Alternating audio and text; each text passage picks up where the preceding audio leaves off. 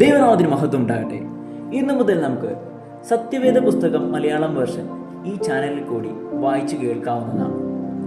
ഇത് നിങ്ങൾക്കൊരു മലയാളം ഓഡിയോ ബൈബിളായിട്ട് കൂടി ഉപയോഗിക്കാൻ സാധിക്കുന്ന ഒന്നായിരിക്കും. എങ്കിലും ദൈവവചനം എന്നത് ഒരിക്കലും കാഴ്ചയിലോ കേൾവിയിലോ മാത്രം ഒതുക്കാനുള്ളതാകരുത്. നമ്മളുടെ ഓരോരുത്തരുടെയും ജീവിതത്തിൽ പ്രാവർത്തികമാക്കേണ്ട ഒരു ദൈവിക പ്രമാണങ്ങൾ കൂടിയാണ്.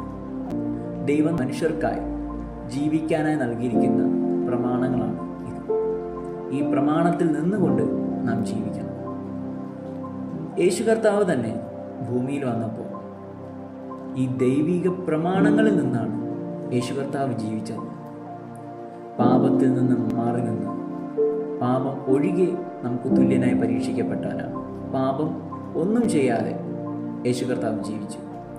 അവസാനം മരിക്കുമ്പോൾ പോലും ഞാൻ ഇനി എന്തെങ്കിലും പ്രമാണം തികയ്ക്കാനായിട്ടുണ്ടോ എന്ന് അന്വേഷിച്ച് അത് തികച്ച ശേഷമാണ് യേശു കർത്താവ് മരിച്ചത്.